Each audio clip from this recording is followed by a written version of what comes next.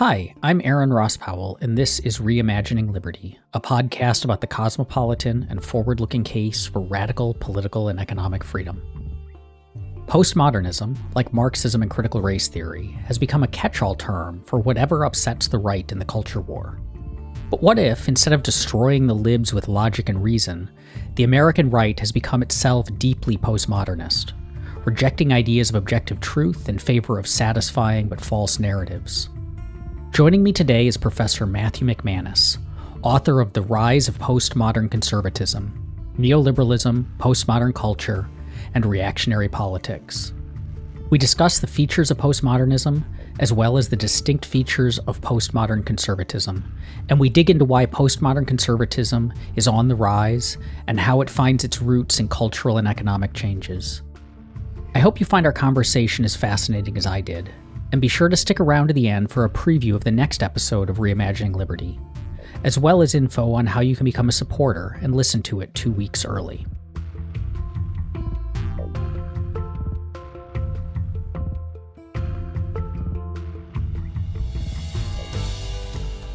Contemporary conservatives, especially the very online sorts, talk a lot about postmodernism, but it's not typically a label that they claim for themselves. So what makes a postmodern conservative? Sure. Well, first of all, I'd just like to say thanks a lot for having me on. We've engaged online on a couple of occasions, but it's nice to finally get to chat in person, or at least as close to in person as times allow.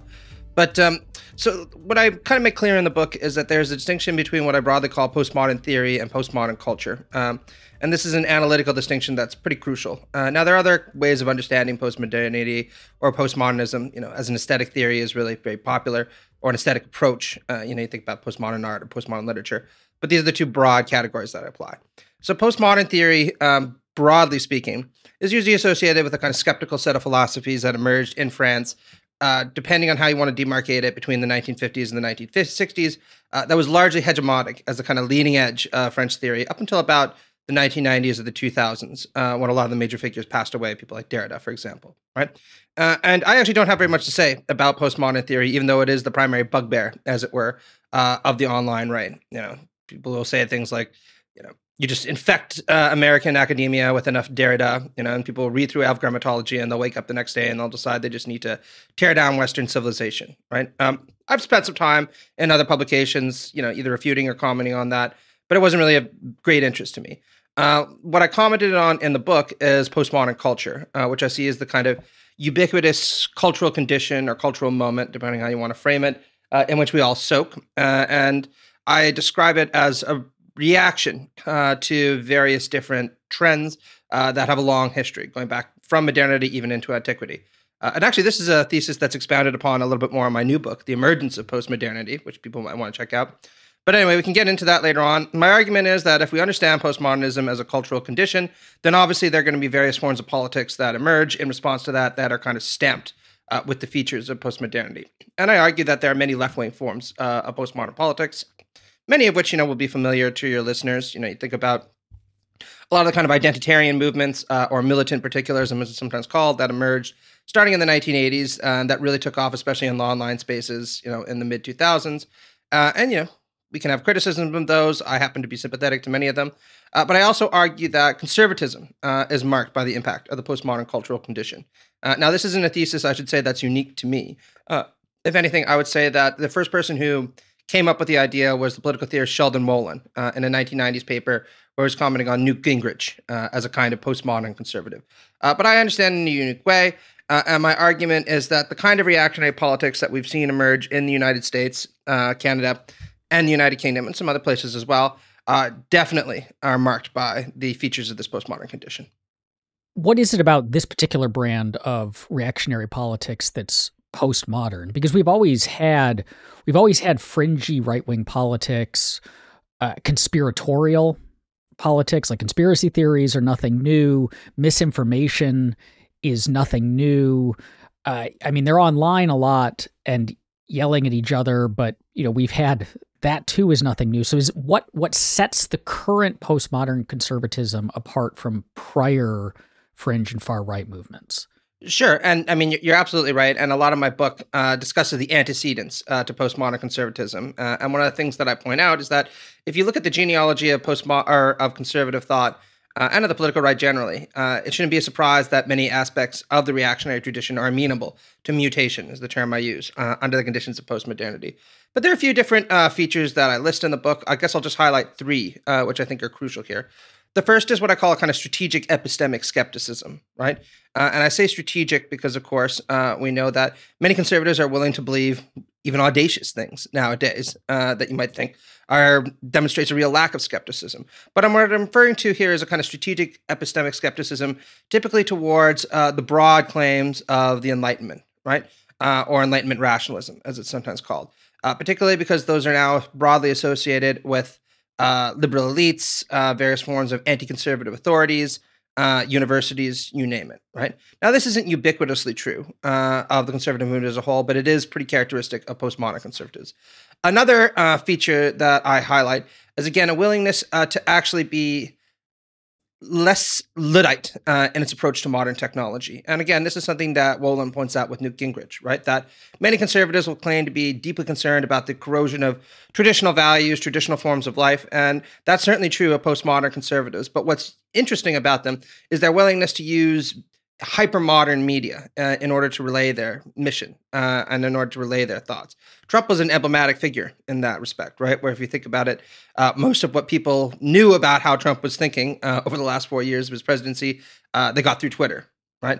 And this, of course, also has an impact on the way that conservative politics operates, because this fixation on using hyper-modern media itself creates a kind of hyper-real, to use the Baudrillardian term, environment in which the kind of conservative political movement mobilizes itself. And there are other things that we can talk about with that regard. And I suppose the last thing that's important to talk about is in the book, I bring up Wendy Brown and Friedrich Nietzsche, and also Carl Schmitt. And I discuss the way that postmodern conservatism is distinctly marked by a kind of resentment-driven politics, right? And this is really important because resentment is typically associated with political movements on the left, right? Going all the way back to somebody like Nietzsche, where Nietzsche would describe these kinds of egalitarian movements as motivated not so much by a desire to actually help the poor, but by a desire to kind of screw over the rich and the powerful, right? Now, you can take issue with that. I think that there is some credibility or tenability to this thesis, at least with certain kinds of left-wing movements, even though I'm distinctly a man of the left, right? I can say on my own side, I've met people who fit that profile, right? Sadly. But I argued that you definitely also see it on the political right with postmodern conservatism. But the kind of resentment-driven politics that you see on the political right with postmodern conservatism is a little bit different, right?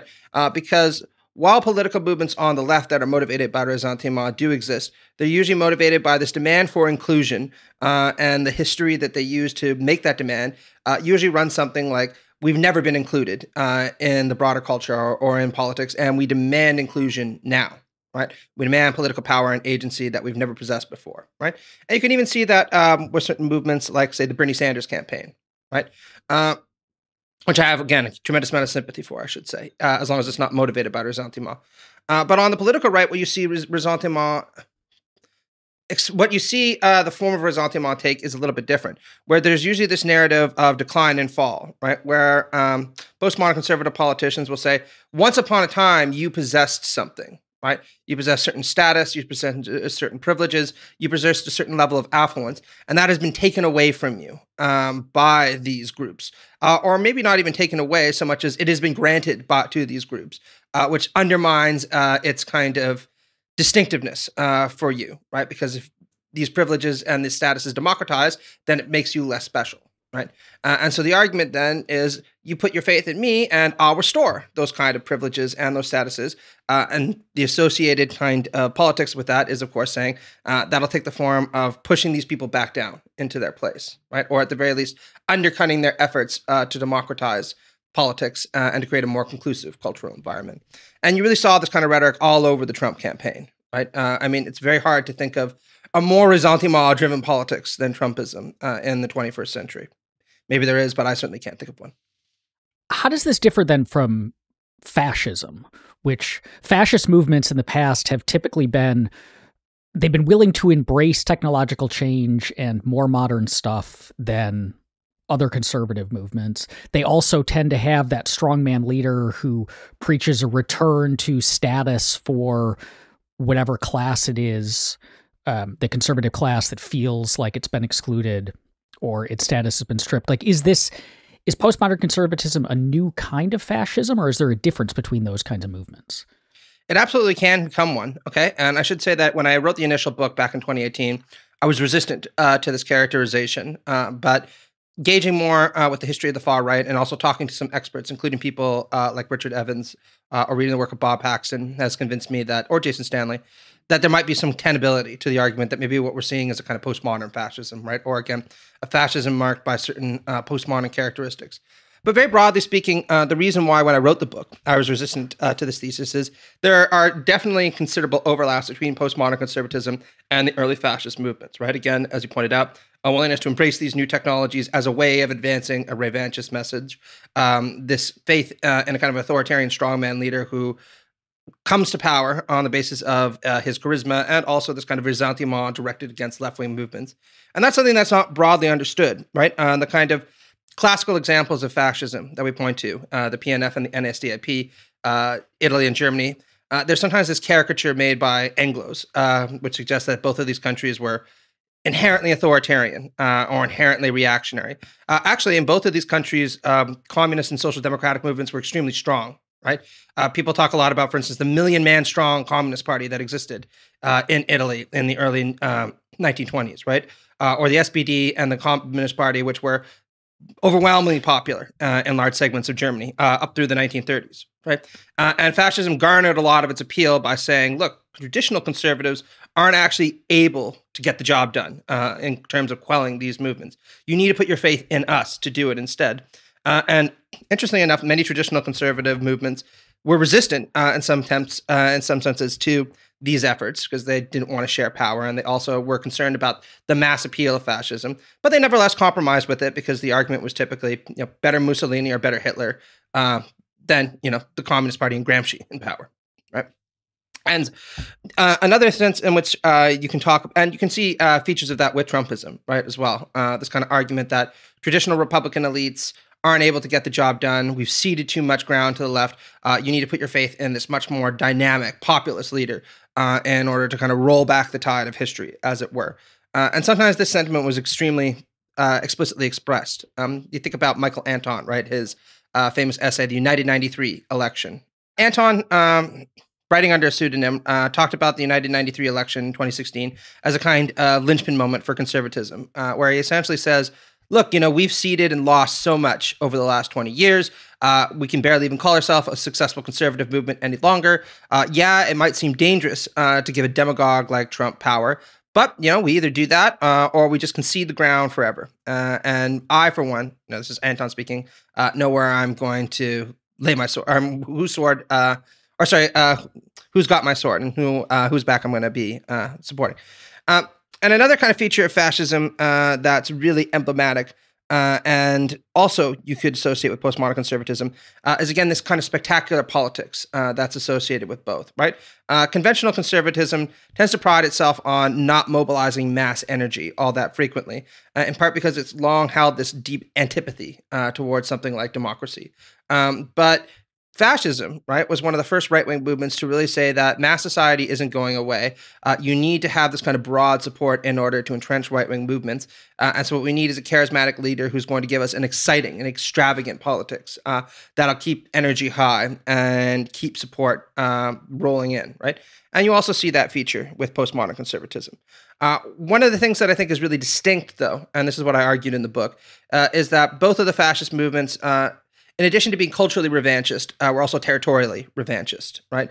And this was associated with their militaristic and imperial ambitions. It's very hard to think of Mussolini or Hitler without thinking Second World War, invasion of Poland, this titanic effort in a sense to overwhelm their geopolitical enemies and establish fascist hegemony over the entire globe. And this was an explicit mission, I should say, of people like Goebbels. And you never really saw that with something like Trumpism, right? If anything, it's kind of nativism, it's anti-militarism, not anti-militarism, it's anti-militaristic adventurism, right?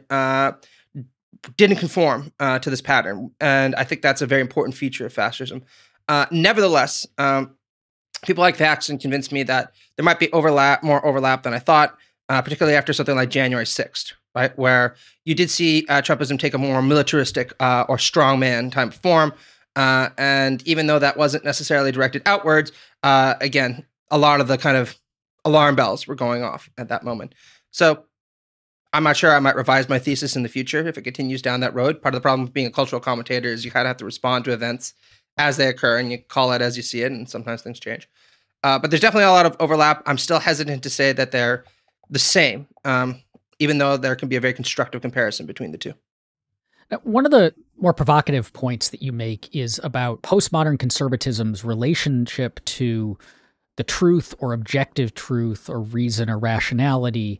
And I say provocative because we all have seen conservative media pundits either sharing stories about destroying libs with logic and reason, or talking about how it's the left that rejects truth and is a bunch of relativists and so on. But you point out that a relationship, a kind of rejection of absolute truth, has a longer history within conservatism, even prior to postmodern conservatism, than a lot of conservatives admit. And so you say, one of your essays, you say perhaps the most important predecessor of postmodern conservatism is Edmund Burke. Can you talk a bit about that? Because I'm sure that'll be, for potential conservative listeners, that sounds mighty odd. Yeah, absolutely. And I should say, I'm writing a new book right now, The Political Right and Inequality, for Routledge Press, where I elaborate on this in much greater detail. So I think that Burke and de Maistre, who are the two major figures I examine in this respect, were given a bit of short shrift. But then again, they weren't the main topic. But if you're interested in seeing my elaborated thoughts on this, that's the place to go. But look, the long story is, typically speaking, what you see, at least in American conservatism, European conservatism is a little more sensitive on this point, is the argument that somebody like, say, Karl Marx, right, was a deep critic of Western civilization and is really at the basis of a lot of these kinds of anti-Enlightenment bugbears that they despise so much. That's actually not really true, right? If you look at somebody like Karl Marx, whatever else you think about his arguments, right, and there are plenty of problems with them, I'm sure you would agree, right? He considered himself a mature Enlightenment theorist who was completing the project of classical political economy. He identified with the scientific revolution all the time, right? And often claimed that he was making not just scientific evaluations of society, but scientific predictions about what was going to happen, many of which, as you know, didn't end up coming true. Or if they did come true, certainly not in the way that he thought, right? And again, whatever you think about that, he's a mature Enlightenment thinker, right?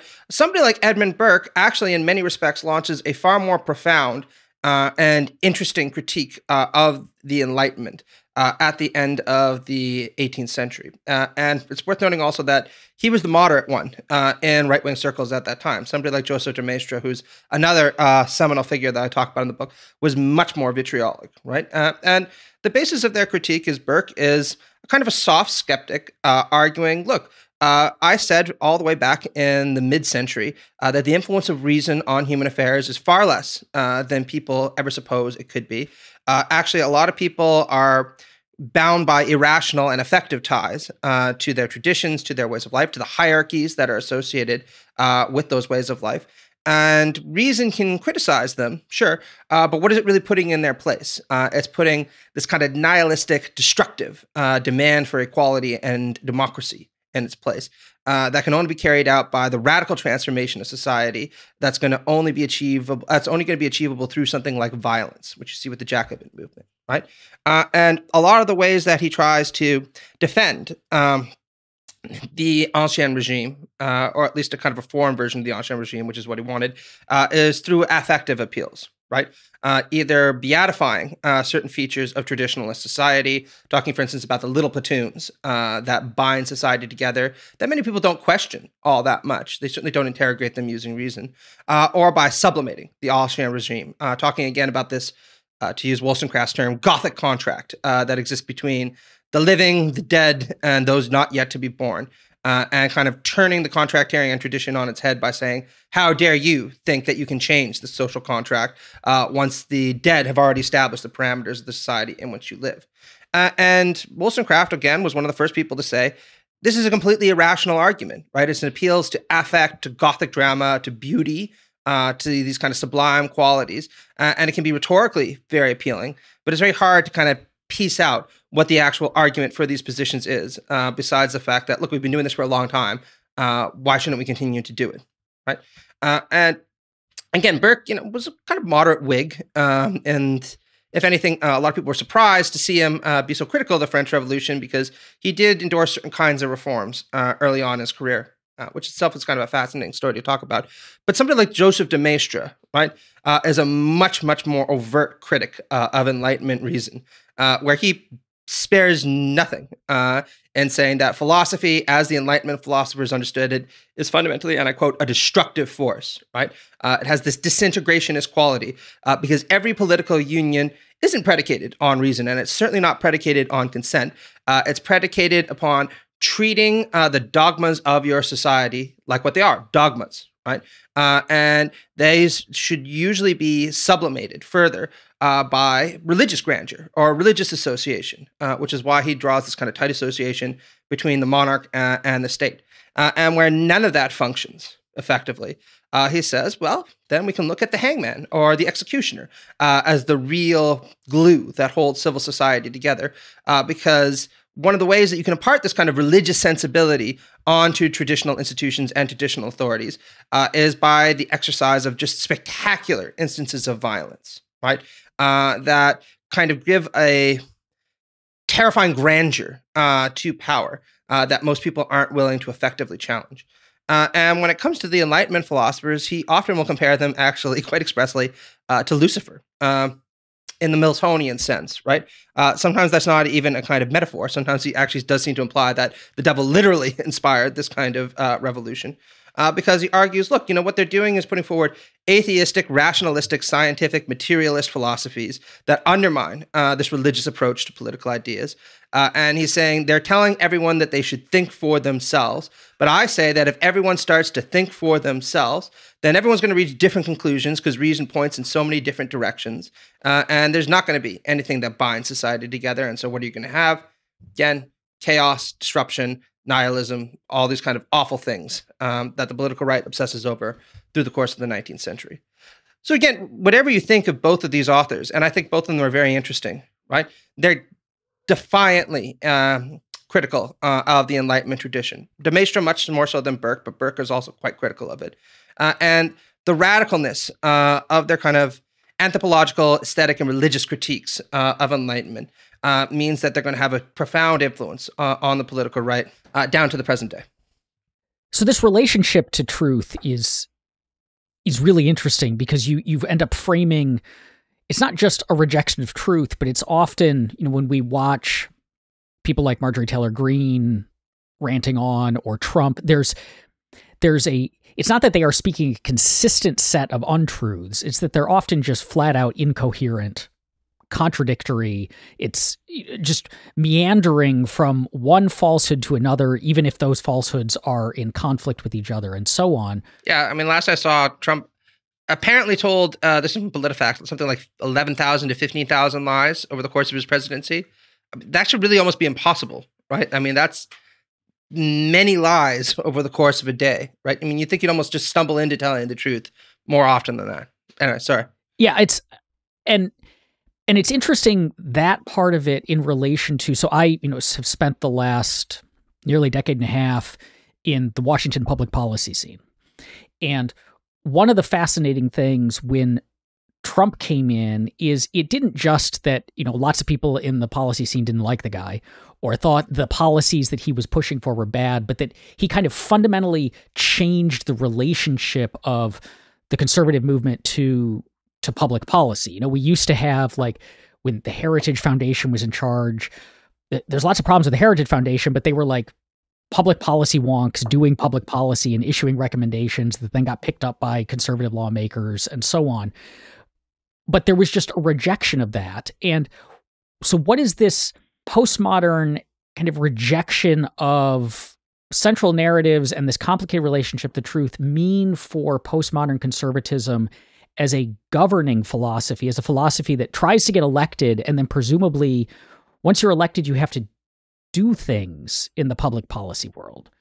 Well, I think that there's two things to be said about this. One is kind of a surface point, and then there's a more historical and kind of deep point.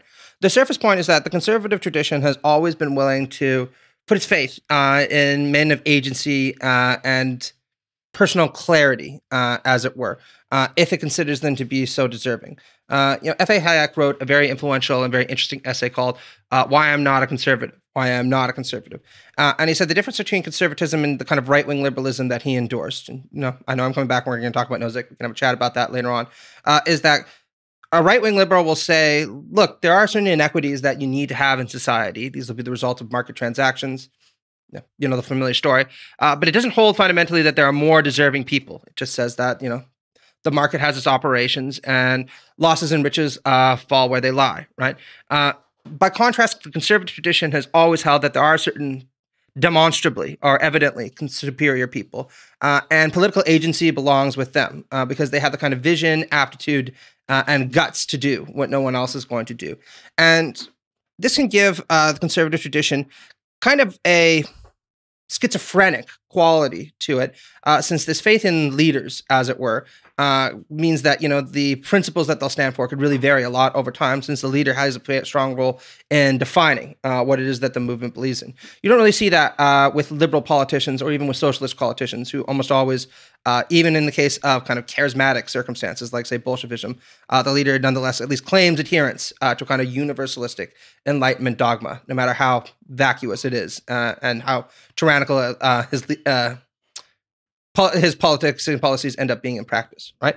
But the deeper point is that the conservative tradition, again, has been extremely varied, in part because this yearning for a kind of ideological attachment to the idea that there are demonstrably superior people is attached to a broader metaphysical yearning for a kind of organic society in which there is a form of social stratification.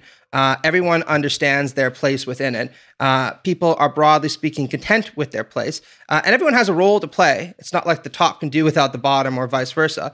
But these are not equal roles, right? There are some people who are demonstrably superior. They have a superior role, and consequently, they are rewarded with higher degrees of agency, affluence, power, status, you name it, right? And this usually is given a kind of sublime or even transcendent quality to it in conservative literature, right? Russell Kirk made this point in his book, The Conservative Mind, right, where he talks about how it is that conservatives believe in a kind of transcendent moral order that exceeds human creation. And it almost always takes this extremely hierarchical form, right? The idea that if we order society properly with the right people at the top and the right people at the bottom, everything will go well.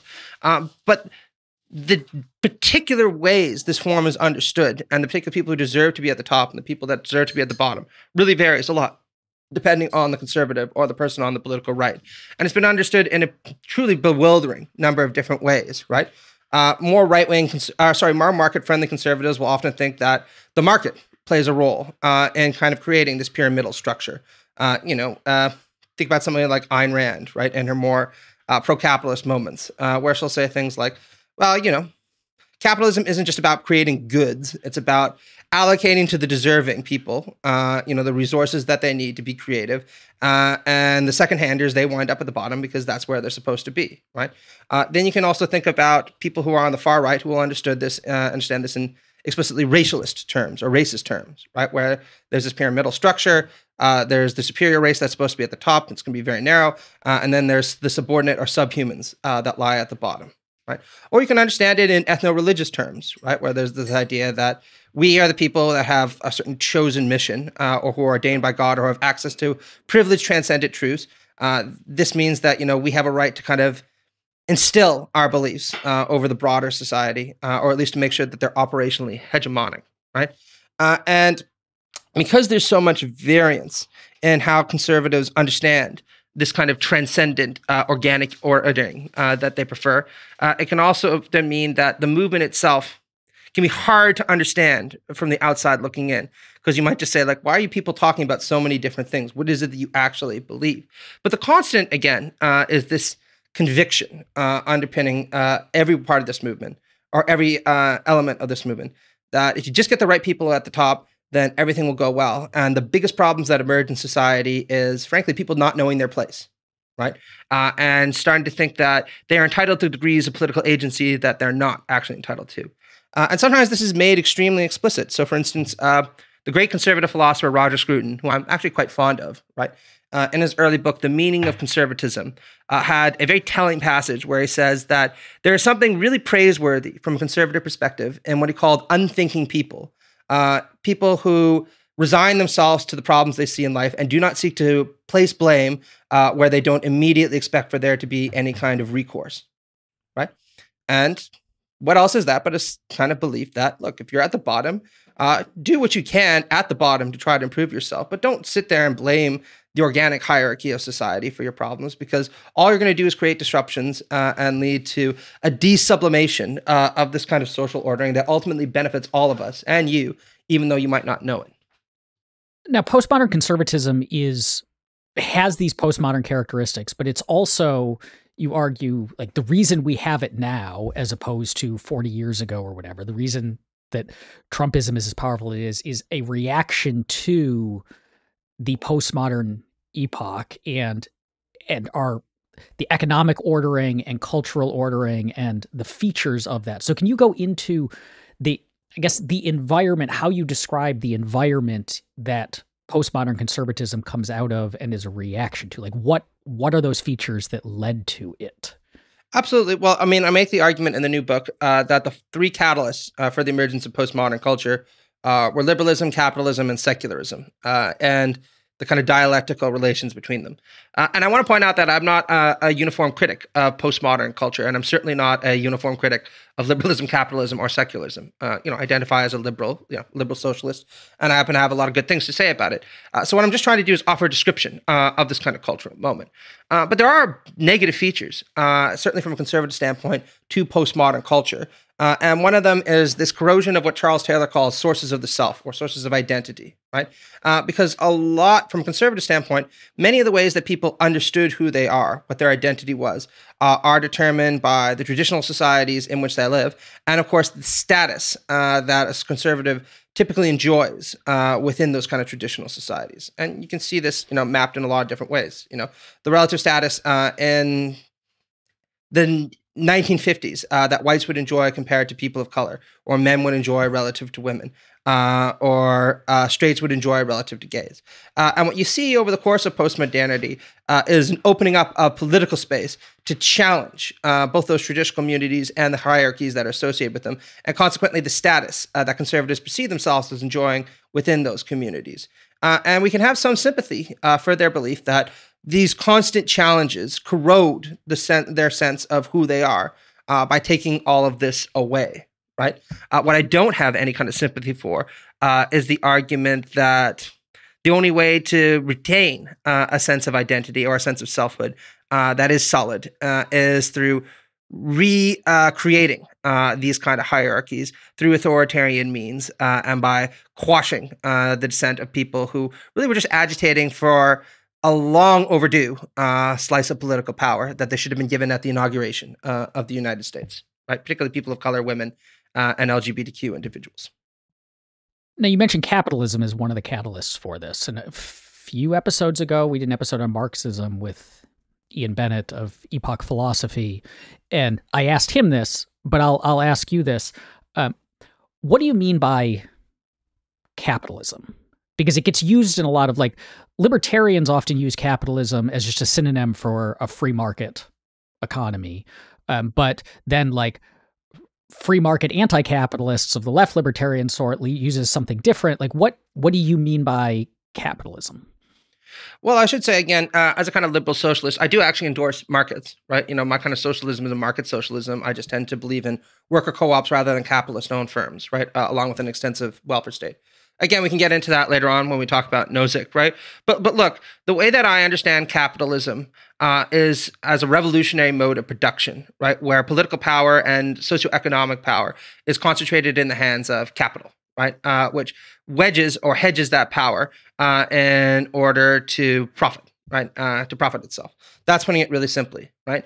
And the reason why I associate this with the emergence of postmodernity, and I want to point out again, that I'm Marxist enough to say that I'm not exactly critical of this in every respect, is one of the features that you see of conventional capitalism, for all its problems, was a corrosion a lot of these traditionalist communities, right, and the hierarchies associated with them. And Marx, for instance, is very explicit about this, where he says, look, what happened, right? You had an ancien regime. There were aristocratic forms of socioeconomic organization. These were extremely calcified, and it concentrated power in the hands of people who were clearly unworthy of it. With the emergence of bourgeois society and capitalism, you see a new liberal bourgeois class emerge that's a lot more intelligent, a lot more dynamic, and a lot more progressive, and it tears down this old way of doing things and replaces these kinds of traditional communities and hierarchies with one that's much more dynamic, much more upwardly mobile, and much more productive. Right? And I approve of a lot of that, actually.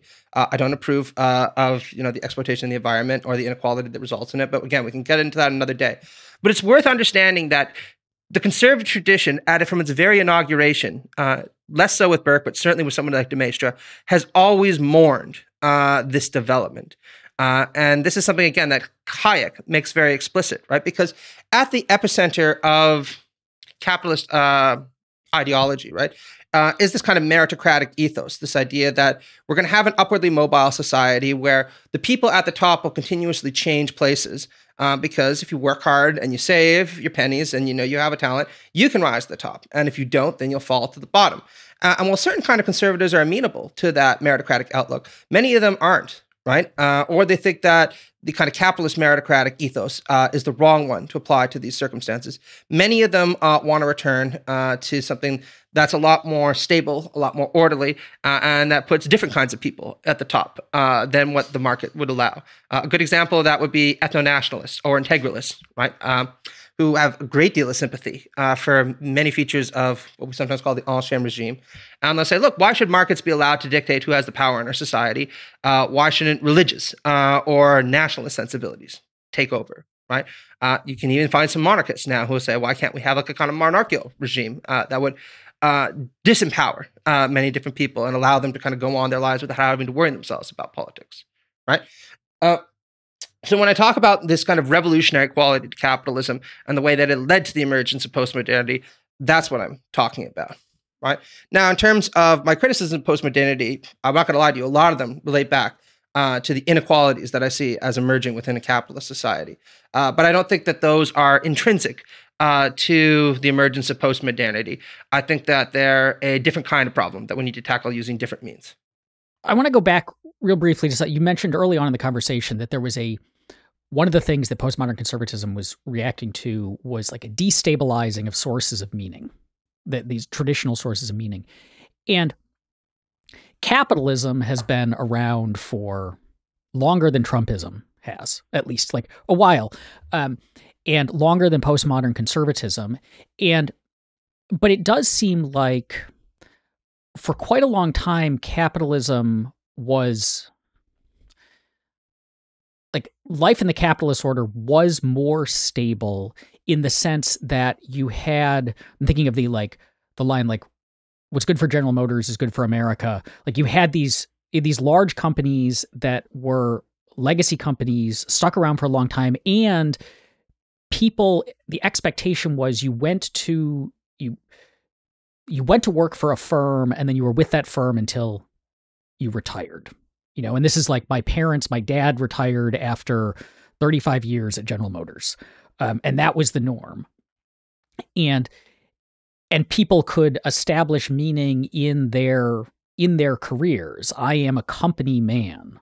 But it does seem like that has shifted much more recently. That I know like average job tenure is, I believe, in decline. People especially younger generations, millennials and youngers, don't expect to necessarily work at the same place. I've had like I've been at 3 different institutions over the last 3 years. So yeah, it seems to be much more common. And I mean, it's a cliche in DC that the first thing you do upon meeting someone is ask them what they do, because everyone in DC like forms their entire identity within and around and beginning with their job. But that's not the case elsewhere. So is that a difference in contemporary capitalism where it's almost, because there's this shift to like say the gig economy is exemplifying this. It almost feels like a shift from like status to contract in the employment relationships, where we just have contractual relationships as opposed to like we see ourselves as members of this organization. Is that part of this, that even that source of meaning is being stripped away? Yeah, absolutely. And this is one of the things that I argue for in the book, right? That at the very least within, the 1950s to the 1960s, there was a kind of solidaristic dimension to various forms of capitalism and social democracy that stressed, look, that we're going to create an economy that's going to work for everybody. And this is going to be associated with higher degrees of democratization, higher degrees of participation, the formation of civic associations like labor movements, right? That can provide the kind of glue that will hold people together, because it provides them with a sense of identity. And more importantly, it provides them with a sense of political agency, right? Where they can see themselves as having an impact, both in their communities and in the workplace at a local level through things like unionization, and at the national level through their union, right? And also through, these new forms of political democracy that are emerging in the national level, right? That's less relevant when it comes to the US context, but it's very relevant if you look at Europe, for example, right? And what you see in the 1980s with the advent of what's sometimes called neoliberalization is a transition away from this kind of solidaristic understanding of capitalism to one more, superficially at least, more hyper-individualistic, more competitive, and more in line with what Margaret Thatcher would put forward, right? That there is no such thing as society, they're only individuals, and they need to look after themselves. Right. And there are obviously a lot of very interesting left-wing criticisms that one could make about this. I don't really want to get into those, though, because what's interesting and what has never really been talked about to the same extent is how much conservatives actually were concerned about this. Going all the way back again to somebody like Russell Kirk or Roger Scruton, right? Where they would say it's not enough just to have this hyper-competitive meritocracy. We need a glue that's much thicker than this. And the other problem with this, of course, is that too much neoliberalization and too much individualism is going to lead to the corrosion of different kinds of traditional communities and hierarchies within our society that we can't have. A good example of this would be things like open borders, right? And, as a libertarian, I know that you've endorsed this at various points, and so have I, right? Because, from a purely capitalist standpoint, you might say things like, why do we even need a nation state, right? Why not just let people move and go where the jobs are, right?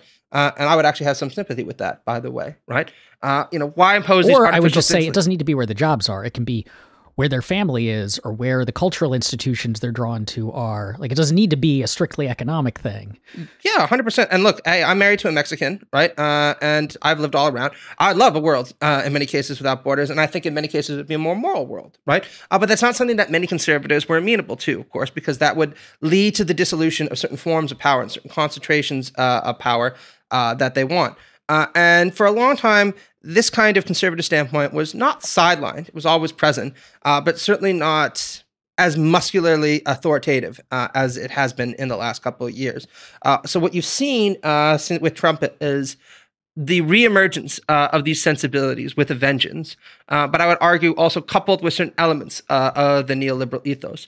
Because while Trump is critical of things like liberal individualism or capitalist individualism, and does appeal to things like the nation, to the community, to religion, he does also still take this hyper-competitive ethos to an extreme. And I think it's no surprise that his kind of emblematic phrase is that everyone who doesn't agree with what I agree with is a loser, right? Because what you really see with Trump is the worst coagulation of many dimensions of right-wing thought. You have this kind of hyper-meritocratic sensibility that emerges in neoliberalism that divides the world into winners and losers and says those who get up at the top rose there by their own merits and owe nothing to people at the bottom, and the people at the bottom are losers, right? If that's where they are, then that's where they belong. Except this reasoning is extended more broadly than just the market to things like geopolitics, to things like race, to things like ethnicity, religion, where white Protestant males are considered to be at the top because that's where they belong, and everyone else lives in shithole countries or lives in weird religions. And why should they have any slice of the pie when they don't deserve it, right? And I think this is a very toxic politics we need to reject. How does that, though, play into the fact that this is... So I know that the actual polling data shows that Trumpism was not necessarily like a working class movement, that there were a lot of the people who stormed the Capitol were middle-class business owners and so on. But there's an image of it, and certainly this is a case for populism more generally, that it is a movement of the less wealthy, the less educated, and generally the lower or at least declining in status, in social status people. And so those would be all the people who, in the way you just described Trump's worldview, would be the losers, right? Not the winners. So how do those two things, I mean, I know we talked about incoherence earlier, but like, how do those two things fit together? No, I mean, that's a fascinating question. And to talk about that, we need to go beyond just discussing postmodern conservatism to talk about the political right more generally, right? So the political right, starting with Burke and de Maistre, was born out of this kind of anti-democratic and anti-liberal sentiment, right? And there are deep features of that, which are still very much with us, right? Which we can talk about if you're interested. But nevertheless, starting around the 19th century, the mid-19th century, there was a realization on the part of the political right that democracy and mass society weren't going away, right? That the people kind of tasted power, they liked it, and they weren't going to give it up. And so what you start to see was conservatism to demonstrate a remarkable adaptability by being able to include and incorporate a kind of populist dimension to a lot of its politics. And usually this took the form of, yes, advocating for a kind of elitist politics, but also making the claim that other elements or other classes in society could have a slice of the pie, right? They could be at the top of the hierarchy as well, maybe not as high, but they could be there. And the problem was, of course, all the rest of the leftist political movements that were a threat to the status that conservatives were willing to grant to this new group, right? And a good example of that, for instance, would be something like a lot of the kind of Caesarist movements that emerged in mid-19th century Europe, particularly things like Napoleon III, for example, right, who campaigned, yes, on an argument to kind of quash socialism and on a campaign to kind of restore the status of the aristocracy and restore France's era of political power and imperial power. But also made some gestures towards labor unions and said things like, you know, the French white working class should be given a share of the pie that hasn't been given before. And yes, I'm going to be an emperor and an aristocrat, but I'll be the people's emperor, right? And this, as you say, might seem a bit incoherent, but it can be extraordinarily appealing, right? Because, you know, the working class sadly doesn't have a kind of monopoly on anti-hierarchical thinking and anti-hierarchical sentiments. Many people are very comfortable being at the top of their own little world if it means they get to be at the top, right? Sad but true. And you really see this expressed with somebody like Donald Trump, right? Where Donald Trump never promised, except in some very, very rare moments at the beginning, to fundamentally do anything to challenge the power of capital, for instance, in the United States. And he certainly wasn't doing anything to, say, challenge white hegemony or WASP hegemony in the United States, right? His argument was typically, look, the white working class once enjoyed a level of status and privileges, particularly white working class men, relative to other groups. And these are now being taken away by all these woke activists who are telling them that all of a sudden they got to tolerate these migrants coming in, also competing for their jobs, also competing for status, also competing for kind of cultural currency. They shouldn't have to put up with that. So put your faith in me and people like me, and we'll put these individuals back in their place. And to use the well-known phrase, they're not going to be cutting in line anymore, trying to claim things that they don't deserve. And this can be extremely appealing, right? And I do want to point out again that in the United States, the kind of conception of Trumpism as a working class movement was also partly an artifice, right? If you look at polling data, it consistently shows that party allegiance still breaks down a lot by wealth, and the Republicans overwhelmingly tend to enjoy the votes of people who are better situated in the United States, right? But nonetheless, the kind of rhetorical appeal is important. And it did work well enough to capture voters in places like Michigan or Wisconsin, right, who became convinced to buy into this narrative. And I think that I can have some sympathy for that because in many of these states, we've seen precarious standards of living for individuals in blue-collar professions for a very long time. Very little was done to actually help them by the Democratic Party. And a lot of people I've talked to who are kind of working-class Trump supporters said, we kind of rolled the dice on this and just said, if things aren't going to get better and he's promising us that there'll be change, change of any sort might just be the thing to go for. And one thing that I kept thinking about as I was reading your book, and you're providing this story of these various cultural and economic antecedents to the rise of postmodern conservatism, is the role that interconnectedness might play. So like on the one hand, there is this embracing of these hyper-connected media platforms, but there's the big 5 personality traits, right? And one of those is openness. And something like a third of people score very low on openness, which is basically, if you score low on openness, what it means in practice is you feel either turned off by novelty and change, or potentially like outright threatened by novelty and change. And one thing that has happened, setting aside any of the cultural changes we've seen over the last 20 years, any of the economic changes, is just that the world has gotten a lot smaller. We are in each other's faces more. That my friend Julian Sanchez, who will be on this Nozick episode that we're going to record in a month. You just got to go to the little town I grew up in, holy shit, right? I grew up in Stittsville, Ontario. When I grew up there, it's exactly what the name would suggest, Stittsville, Ontario. Like little tiny place. We had a corner store. We had 2 bars. One of which was, a kind of classier bar, and one which was the naughty bar you went to after 12 o'clock if you wanted to get really ripped, right? And, I went back there just a couple of years ago. Like, there's these big apartment buildings. There's now, all these kind of supermarkets. And I thought, this is almost unrecognizable. It's only been 10 years. Yeah. Right? The world has definitely changed a lot. And so you used to be able to use Julian's term, like you lived it with epistemic closure, and now your epistemic closure is, that bubble is popped a lot more. People are, you're more aware of all of the weird cultures and diversity that exists in the world, even if they're not in your small town. And I'm always struck by how much like the strongest anti-immigrant views, at least in the United States, tend to be found among small towns that don't actually have a lot of immigrants. It's the towns where like it's the people in the cities who are around immigrants are like, oh, immigrants are awesome. How much? Once you've had Thai food, do you really want to go back? Yeah, exactly. And so how much of this is a story of this 30% of the population who scores low on openness basically reacting against suddenly seeing how diverse the world is, versus they themselves feeling unstabilized by changes in their own lives?